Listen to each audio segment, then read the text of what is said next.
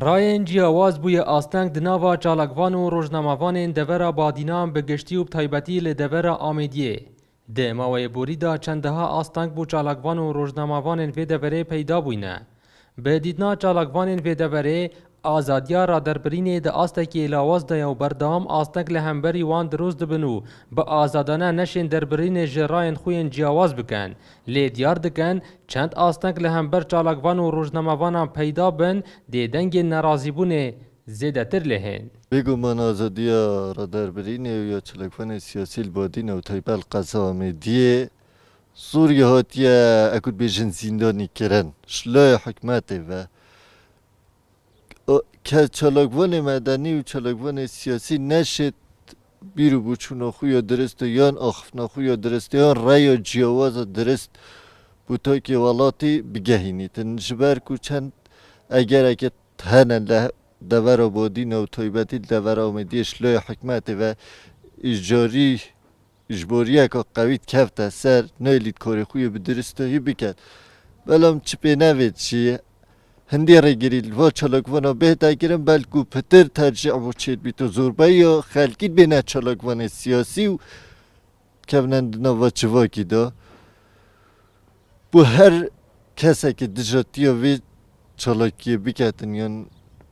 dengi azad biket veri peyamamı buğa çicara dengi azadiye nayetebin peykerin u de her ye serkefti bitu beref serkeftin çi. آزادی را در بین ایکس مافین مروفیه هر مروفکی مافیه وکو آزادانه باقوید آزادانه بجیتن مخابنی و دستخلاتا و دوره گلک رگیر بویل برانبر آزادی را در بین برانبر چالاکوانا برانبر کادرین لاین سیاسی برانبر رخنگران برانبر کسین بلاین و همه حوالات داد رگیر بید برانبر آزادی وان داره که نادد آزادانه رخنین خوب بگیریم آزادانه بیرو بچونن خل سر هر بابده کی بدن. د ماوê borî da çendeha çalakvan û rojnamavan hatîne desteserkirin lê tegeziyê li ser wê çendê dikin ku awdê li ser kar û çalakên xwe berdewam bin. وەکو دیار ئامێدیێ و بەهدینام گشتی ئاستێ دەربرینێ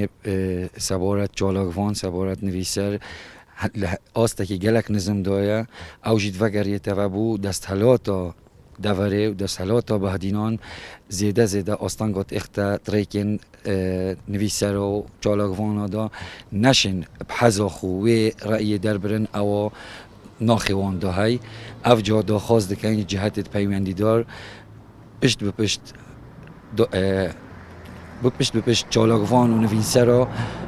حال پشت کن دا کو بشین رأیت خود در برن دا بشین آسته باش دا بن دا بهدینان جی بگهیتوان جهن آزادی خود در برن گهنوان کس Rêgirîkirin li hember kar û çalakiyan û rayên ciyawaz di torên komalatiyê de ji layê dezgehên emniyên vê deverê ya berdewam ew bi gotina çalakvanan berdewam dîvçûn li ser karên wan dihêtkirin. Dildar Arif Kursat News li devera Amêdiyê.